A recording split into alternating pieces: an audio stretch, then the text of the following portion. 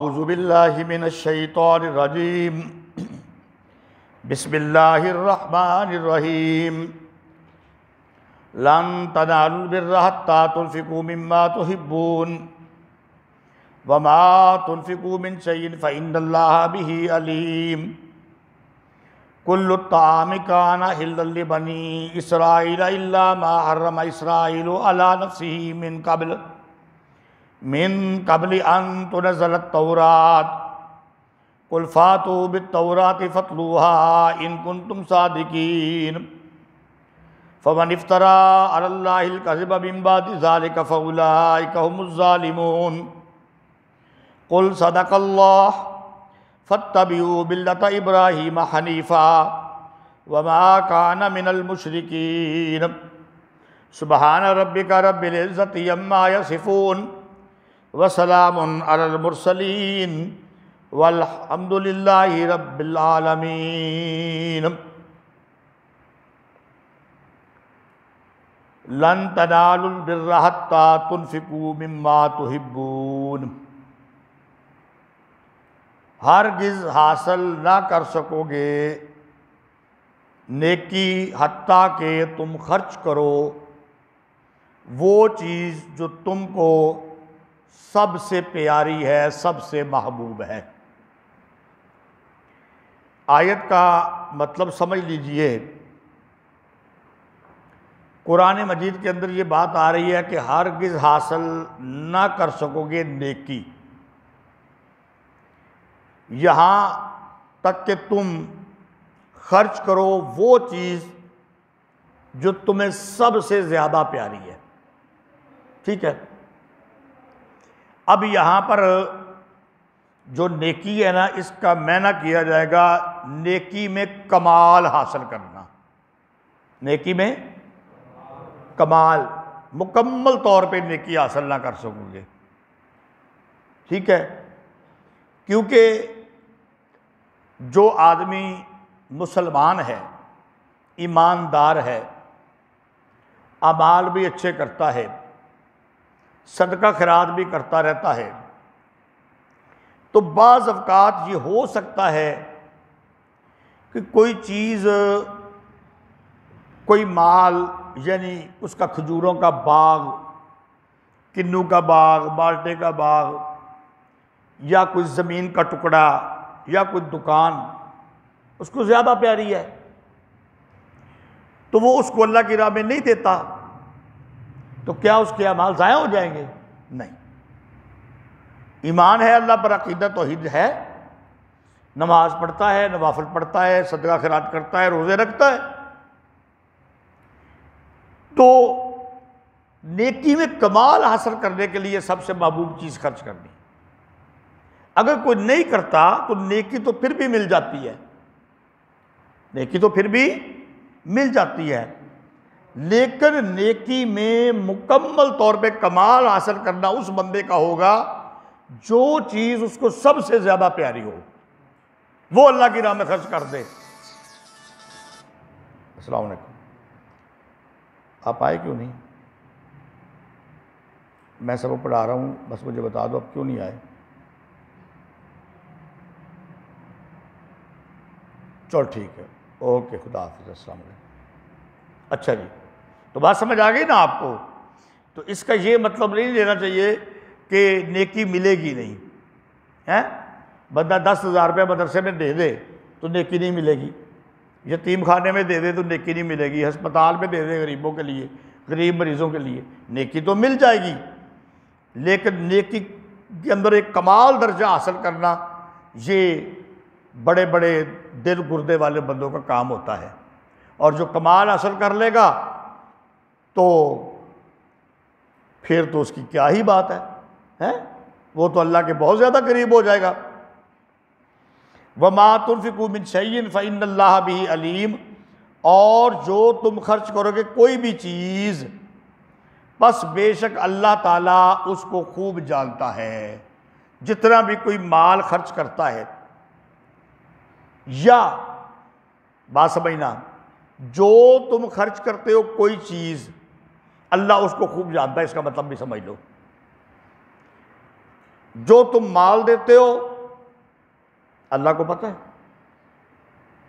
यहां पर कहने का यह मतलब है कि वो माल जिस नीयत से तुम देते हो, बात समझ आई, वो माल जिस नीयत से तुमको देते हो, इखलास है कि नहीं देने में, कहीं दिखावा तो नहीं, कहीं दिखावा तो नहीं।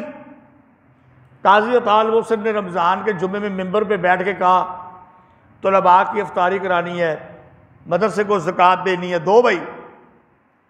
अब लोग खड़े हो गए देने के लिए, ठीक है। और एक मालदार आदमी बैठा हुआ था, कोई भी मिसाल के तौर पे, उसने देखा फलाना भी खड़ा हो गया, फलाने ने 2000 दे दिया, फलाने ने 1000 दे दिया, फलाने ने 5000 दे दिया। तो मैं भी गांव का चौधरी हूं, देने पे दिल तो नहीं करता, लेकिन इस बात से दिया कि सारे मैनू बाद कहणगे कि तुहानू तौफीक नहीं हुई है, इसलिए से दिया कि मुझे बाद में ताना ना मिले है, खुलूस कोई नहीं है। तो फरमाया जो भी तुम चीज़ खर्च करते हो ना, किस नीयत से खर्च करते हो ये अल्लाह को पता है। खर्च भी करना है, नीयत भी रज़ा अल्लाह की हो कि अल्लाह की रज़ा के लिए मैं खर्च कर रहा हूं, दिखावे की नीयत ना हो, या ये नीयत ना हो कि लोग मुझे गनी कहें, हातम ताइदी कब्र पे लत मारना है। वो हदीस के अंदर आता नहीं है कि बाज़े जंगजू फौजी क़यामत के दिन अल्लाह कहेगा इनको पकड़ो ले जाओ जहन्नम की तरफ। फरिश्ते कहेंगे ये तो अल्लाह की राह में लड़ते रहे। अल्लाह ताला कहेगा मुझे पता है ये मेरी राह में नहीं लड़े, ये इसलिए लड़े कि लोग कहें बड़े बहादुर हैं। बाज मौलवी आलिम हैं, भावें अल्लामा होन ते भावें मौलाना, बड़े बड़े अलकाब, शेख उल तफसीर वल हदीस, उस्ताद उल उलमा, जामिउल माकूल वल मनकूल, मुहक्किक के दौरान, भावें वो माकूल मनकूल दलील लकड़ी नकली का पता भी कोई ना होवे हैं, वो तकरीरें करे, खिताबत के लक्षण दिखाए और बाद में जलसा कराने वाले से कहे या पहले कहे 50,000 रुपया लवांगा जुमा पढ़ांदा, ते 25,000 रुपया लवांगा तकरीर करन दा। जेड़े समझ गए वो समझ गए हैं। जुमा पढ़ाने का 50,000, दिन की तकरीर का 25,000, रात की तकरीर का 1 लाख रुपया। अल्लाह कहेगा इन मौलवियों को पकड़ो, डालो जहन्नम की आग में। फरिश्ते कहेंगे या अल्लाह ये तो तकरीरें करता था, ये तो लोगों को अच्छे अमाल की दावत देता था, ये तो इस्लाह माशरा कर रहा था। अल्लाह ने फरमाया मुझे पता है ये लोगों को खर्च करने की तरगीब देता था, खुद 50,000 का जुमा पढ़ाता था, खुद लाख रुपए की रात की तकरीर करता था है। तो जो कोई नहीं देता था तो वही धरना दे के बैठ जाता था। और बाज़े हातम ताई की कब्र पर लात मारने वाले, अल्लाह कहेगा ले जाओ इनको जहन्नम में। फरिश्ते कहेंगे या अल्लाह इसने तो बड़े यतीम खाने बनवाए, बड़े अस्पतालों में पैसा दिया इसने, ये तो जामिया मोहम्मदिया में लाख रुपया सालाना या महाना दिया करता था। अल्लाह ने कहा मुझे पता है ये क्यों देता था, ताकि काजी साहब इसका ऐलान करें मिंबर पे बैठ के, लो जी फलां सेठ साहब ने, फलां चौधरी साहब ने लाख रुपया दे दिया है। पूरी अवाम ने सुन लिया और अवाम देखने लगी क्या बात है चौधरी साहब की। तो ये बात तो हो गई अवाम में, इसकी नीयत के अंदर खोट था, इसने अपनी वाह वाह करवानी थी। बात समझ आ गई? तो ये है जो तुम खर्च करोगे कोई चीज़, यानी किस नीयत से, किस खुलूस से इखलास से कर रहे हो या दिखावे के लिए कर रहे हो, अल्लाह उसको खूब जानता है। कुल्लु ताम कान हिल्लल बनी इसराइल, इसके नीचे लिखो जी शुबा अव्वल का जवाब।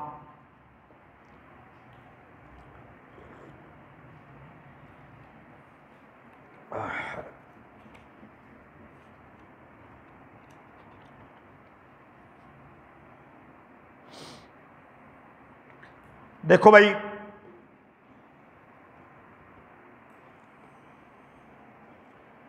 जब खुलासा मैंने बयान किया था ना, तो मैंने खुलासे में ये बात बयान की थी कि मसला तौहीद पर वारद किए गए 7 शुबहात का जवाब आएगा और 5 शकावा उनका जवाब आएगा। उसके बाद मसला रसालत बयान किया जाएगा और उस पर 2 शुबहात का जवाब होगा। अब आप देखें जरा,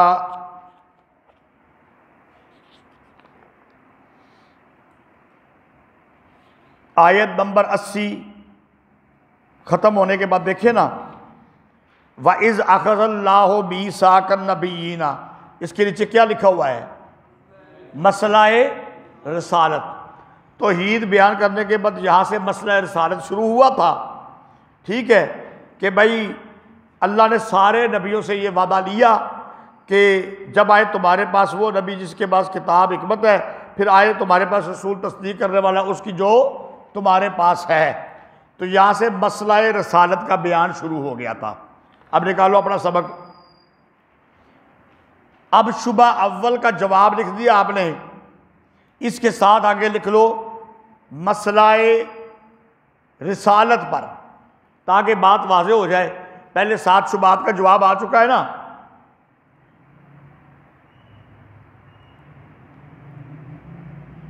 एक पेंसिल मुझे दे दो।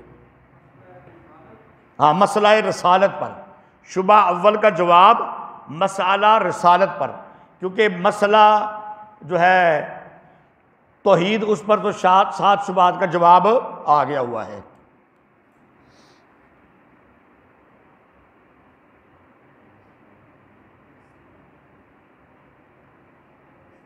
अच्छा जी, अब पहले इस बात को समझ लो, फिर उसके बाद तर्जमा करते हैं। शुबा ये था, ये लोग कहते थे नबी करीम सल्लल्लाहु अलैहि वसल्लम के मुखालिफीन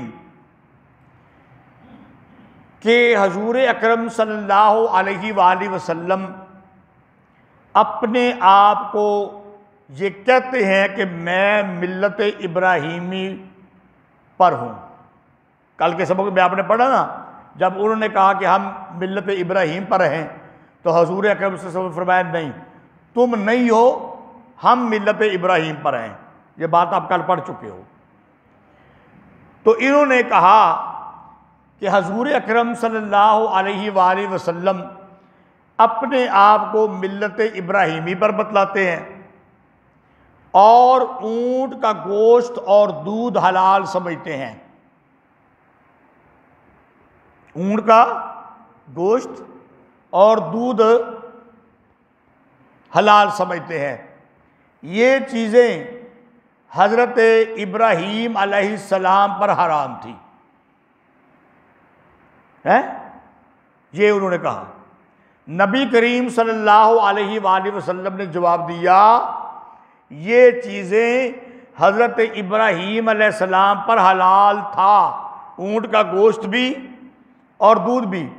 तो वो कहने लगे हर वो चीज़ जो आज हम पर हराम है, उनकी हुर्मत हज़रत नूह हज़रत इब्राहीम से चली आ रही है। तो आप सल्लल्लाहु अलैहि वसल्लम ने जवाब में फरमाया कि तुम पर जो चीज़ें हराम हैं, ये सब चीज़ें मिल्लत इब्राहीमी में हलाल चली आ रही थी। मिल्लत इब्राहीमी में हलाल चली आ रही थी, हराम ना थी। जब तुरात नाजल हुई ना, तो तुरात के नुज़ूल के वक़्त तुम्हारी सरकशी की वजह से तुम पर ये चीज़ें हराम की गई थी। बात समझ आ गई? जवाब आ गया ना। ये सारी चीज़ें हलाल थी बनी इसराइल पर। बात समझ आ गई? लेकिन जब तुरात नाज़िल हुई, तुमने सरकशी दिखाई, इस वजह से ये चीज़ें तुम पर क्या हो गई? हराम हो गई। नंबर 1, ऊंट का गोश्त और दूध। हजरत याकूब अलैहिस्सलाम ने अपने ऊपर बेतौरे नजर हराम किया था। सूरत वाक़या ये थी कि इनको इरकुन नसा की बीमारी हुई थी। इनको इरकुन नसा की ये बीमारी होती है, टांग के ऊपर से लेके नीचे तक दर्द का जाना। इनको ये बीमारी हुई थी इरकुन नसा की। इनको इरकुन नसा की बीमारी हुई थी। तो इन्होंने नज़र मानी थी कि अगर ये मेरी बीमारी दूर हो जाए तो मैं अपनी महबूब चीज़ खाने पीने की छोड़ दूंगा। और हज़रत याकूब अलैहिस्सलाम को सबसे प्यारा महबूब ऊँट का दूध था और ऊँट का गोश्त था हज़रत याकूब अलैहिस्सलाम को। तो हज़रत याकूब अलैहिस्सलाम ने जब ये बीमारी दूर हो गई तो अपनी नज़र पूरी करने के लिए ऊँट का गोश्त और दूध इस्तेमाल करना छोड़ दिया। और एक बात याद रखो, फिर यहाँ पे सवाल पैदा होगा कि एक हलाल चीज़ को अपने ऊपर हराम करना ये तो ठीक नहीं है। हजूर अकरम सल्लल्लाहु अलैहि वसल्लम ने कहा था कि मैं शहद इस्तेमाल नहीं करूँगा। जब आपके अज़वाज मुतहरात ने एक तरतीब बनाई कि आप को कहा जाए कि आपके मुंह से मगाफिर की बू आ रही है, मशहूर वाक़या ये, तो आपने कहा मैंने तो शहद पिया है। तो फिर शहद को तो अल्लाह ताला ने कहा तुम एक चीज़ को जो हलाल मैंने की है हराम नहीं कर सकते।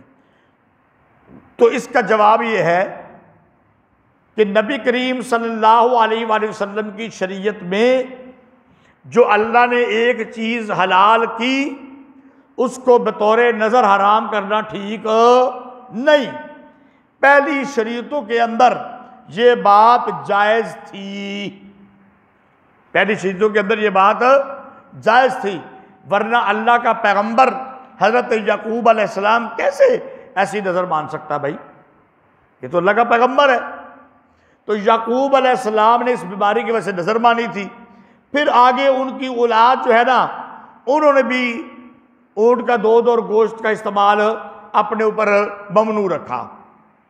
तो ये सारी चीज़ें हलाल थी। एक तो तुरात के नुज़ूल के वक़्त इन्होंने जो सरकशी की इस वजह से इन पर हराम हुई। और दूसरी बात है कि हज़रत याकूब अलैहिस्सलातु वस्सलाम उन्होंने बेतौर नज़र अपने ऊपर हराम किया था और उस शरीयत के अंदर ये बात जायज़ थी। आगे उनकी औलाद ने भी ऐसा करना शुरू कर दिया। तो ये शुबे का क्या आ गया? जवाब आ गया, जो मसला रिसालत पर पहला शुबा था। अब तर्जुमा कर लेते हैं। सारे खाने हलाल थे बनी इसराइल पर, मगर जो हराम किया इसराइल ने अपने आप पर पहले इसके कि नाज़िल की जाती तौरात, तू कह बस लाओ तौरात, पढ़ो उसको अगर तुम सच्चे हो। ले आओ ना तौरात, पढ़ो ना, दसो कितने तौरात में लिखिया कि चीज़ां हराम ने है। पढ़ो ना तौरात, लाओ फतलूहा कुल्फातु बित्तौरात, तू कह लाओ तौरात फतलूहा, पढ़ो उसको अगर तुम सच्चे हो। कहाँ तौरात में ये लिखा हुआ है कि ये चीज़ें क्या है? हराम है। फमन इफ्तरा अलल्लाहिल कज़िबा मिन बाद ज़ालिका फउलाइका हुमुज़ ज़ालिमून, बस जो कोई बांधे अल्लाह पर झूठ बाद इसके, बस वही लोग जालिम हैं। कुल सदक़ल्लाह, तू कह सच कहा अल्लाह ने, फत्तबियू मिल्लत इब्राहीम हनीफा, बस ताबेदारी करो इब्राहिम की मिल्लत की तरफ जो यकसू था, एक तरफ एक अल्लाह को पुकारने वाला, वमा काना मिनल मुशरिकीन, और ना था वो शिरक करने वालों से। इन्न अव्वला बैत वुज़िया, इसके नीचे लिखो जी शुबह सानी का जवाब मसला रिसालत पर।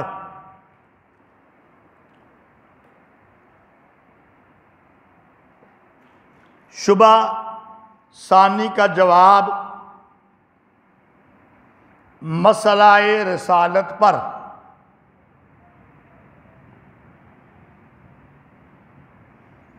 शुबह सानी का जवाब मसला रिसालत पर। अब पहले बात को समझ लो। शुबह यानी सवाल इनका ये था कि सब अंबिया का किबला बैतुल मुक़द्दस था। आप सल्लल्लाहु अलैहि वसल्लम ने अपना किबला बैतुल्लाह बना लिया। इनका इतराज़ क्या था? सवाल ये था, इनका शुबा ये था कि सब अंबिया का किबला बैतुल मुक़द्दस था। आप सल्लल्लाहु अलैहि वसल्लम ने बैतुल्लाह को किबला बना लिया। इसका जवाब दिया गया है इस आयत के अंदर कि सबसे पहले किबला बैतुल्लाह ही था। सबसे पहले किबला बैतुल्लाह ही था। इसके बाद बैतुल मुक़द्दस किबला मुकर्रर हुआ, तो फिर सारे अंबिया का किबला बैतुल मुक़द्दस नहीं। ये बात तुम्हारी गलत है, ये बात तुम्हारी गलत है। और नबी करीम सल्लल्लाहु अलैहि वसल्लम ने भी, जिन्होंने इससे पहले सबक पढ़ा हुआ है, मुझसे वो बताओ कितने महीने, चलो कोई कभी सवाल भी हो जाए ना, कितने महीने प्यारे पैगंबर सल्लल्लाहु अलैहि वसल्लम ने बैतुल मुक़द्दस की तरफ नमाजें पढ़ी हैं? 17 महीने।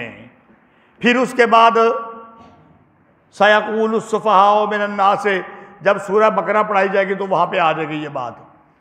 तो अब यहाँ पे कहा जा रहा है इन्ना अव्वला बैतिन वुज़िया लिन्नास लल्लज़ी बिबक्कता मुबारकम व हुदल लिल आलमीन, बेशक पहला घर जो मुकर्रर हुआ लोगों के लिए वो मक्का में बरकत वाला और हदायत जहान वालों के लिए।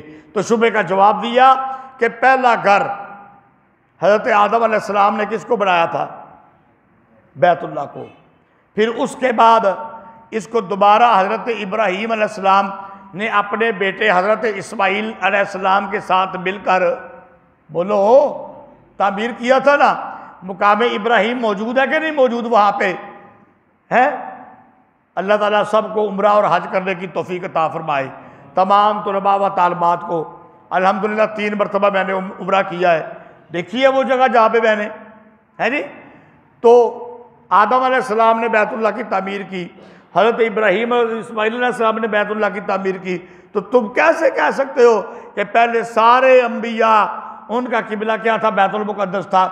फिर हज़रत इब्राहीम अलैहिस्सलाम की दुआ कुरान मजीद के अंदर मौजूद है, सूरह बकरा में इंशाअल्लाह आ जाएगा, आप पढ़ेंगे कि या अल्लाह लोगों को इस किबले की तरफ क्या कर, मुतवज्जह कर और इसको अमन वाला शहर बना।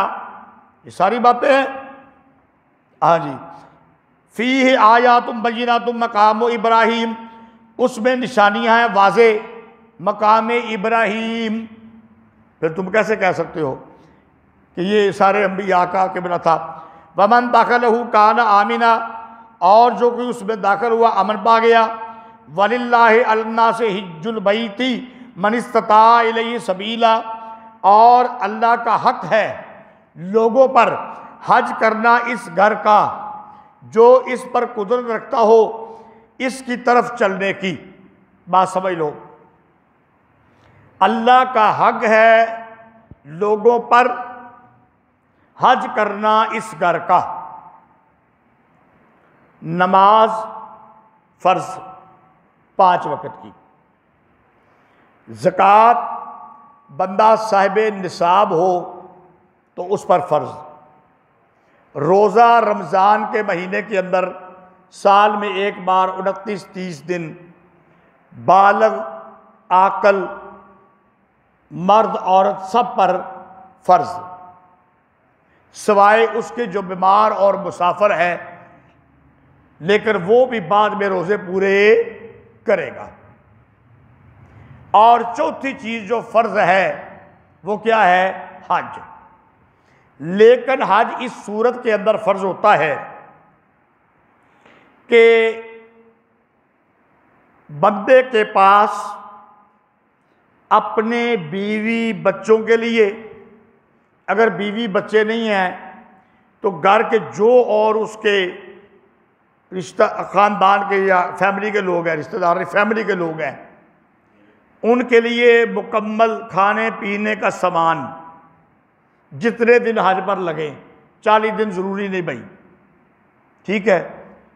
हाँ, ये तो 40 दिन का हमारा वीज़ा लगता है ना, इसलिए। तो एक आदमी के पास ये सारे मसाइल हल करने के बाद घर के इतने पैसे हों कि वो हज पर जा सके, नंबर 1। नंबर 2, सऊदीया के अंदर रहने वाले जो तो मक्का के दूसरे शहरों में हैं, वहाँ पर भी हुकूमत महदूद अफराद को इजाज़त देती है, और सऊदीया के अलावा बाकी जितने दुनिया के अंदर ममालिक हैं वहाँ पर भी एक मखसूस तादाद होती है। मसलन पाकिस्तान में हो तो 70,000 या 50,000 या 60,000 40,000 जितना भी हो, तो वो हज के लिए पैसे जमा कराए, फिर 2-2 लाख बंदा जमा करा देता है, फिर पूरा अंदाजी होती है, तो इसका नाम भी निकल आए तब जाने के काबिल होगा ना। जब इसका नाम नहीं निकलेगा, इसको वीज़ा नहीं मिलेगा, तो फिर ये बंदा मजबूर है, बावजूद इसके के पैसे हैं लेकिन मजबूर है, नहीं जा सकता। अगले साल सही, अगर अल्लाह ज़िंदगी रखे, अगले साल सही, उससे अगले साल सही, अल्लाह ज़िंदगी रखे, जब भी वक्त मिल जाए तो फिर इस पर हज फ़र्ज हो जाएगा। एक और चीज़, हज के जो महीने हैं ना, ये शुरू होते हैं यकम शवाल से। शवाल का महीना, उसके बाद कौन सा महीना भाई? ज़िकादा का, और उसके बाद ज़िलहज का। यकम शवाल से हज के महीने शुरू हो जाते हैं। जो बंदा उम्रे पर गया हो, रमज़ान के बाद उसका वीज़ा ख़त्म होता हो और वो शवाल के महीने में उम्रा करे, या ये एक लोगों के ज़हन में एक बात है, मैं उसका जवाब देना चाहता हूँ कि भाई शवाल के महीने में जो उम्रा कर ले उस पर हज लाजम हो जाता है।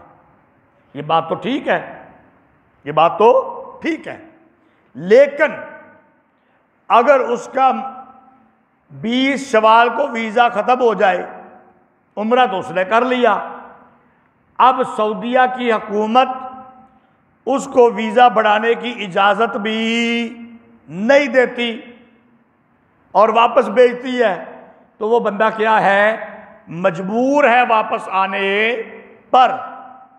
तो अगरचे शवाल में उम्रा करने पर ठीक है, हज लाजम हुआ कि भाई, लेकिन अगर इजाज़त मिले, वीज़ा मिले, वीज़ा उसकी तारीख बढ़ा भी जाए तो ठीक है, फिर वो हज करके आए। अच्छा जी, वमन कफ़र फ़इन्नल्लाह गनिय्युन अनिल आलमीन, और जो कोई इनकार करे यानी ये काम ना करे, बस बेशक अल्लाह ताला बेपरवाह है जहान वालों से। अल्लाह को किसी की कोई परवाह नहीं है, अल्लाह को कोई ज़रूरत नहीं है। कुल या अहलल किताब लिमा तकफुरूना, इसके बाद लिखो जी, दफ़ा शुबहात के बाद ज़जर। दफ़ा किस तरह लिखना है? दाल फे ऐन और आगे हे, दफ़ा, दफ़ा दूर करना। दफ़ा शुबहात के बाद, दफ़ा शुबहात के बाद ज़जर, दफ़ा शुबहात के बाद ज़जर, जो शुबहात थे उनको दूर कर दिया, उसके बाद ज़जर। कुल या अहल किताब लिमा तकफुरून बिआयातिल्लाह वल्लाहु शहीदुन अला मा तामलून, तू कह अहले किताब, क्यों इनकार करते हो अल्लाह की आयतों का, और अल्लाह ताला गवाह है उस पर जो तुम करते हो। कुल या अहल किताब लिमा तसुद्दूना अन सबीलिल्लाह मन आमना तबगूनहा इवजम व अंतुम शुहदा वमल्लाहु बिगाफिरिन अम्मा तामलून, तू कह अहले किताब, लिमा तसुद्दूना, क्यों रोकते हो अल्लाह के रास्ते से, मन आमना, जो उस पर ईमान लाया, तब हूनहा इवजन, तलाश करने को, टेढ़ापन, इवजन का माना टेढ़ापन, तलाश करने को, चाहने को, टेढ़ापन। व अंतुम शुहदा, और तुम खुद भी गवाह हो। वमल्लाहु बिगाफिलिन अम्मा तामलून, और नहीं है अल्लाह ताला गाफिल उससे जो तुम करते हो। या अय्युहल्लज़ीना आमनू, इसके नीचे लिखो तंबीह बराए मोमिनीन, तंबीह बराए मोमिनीन।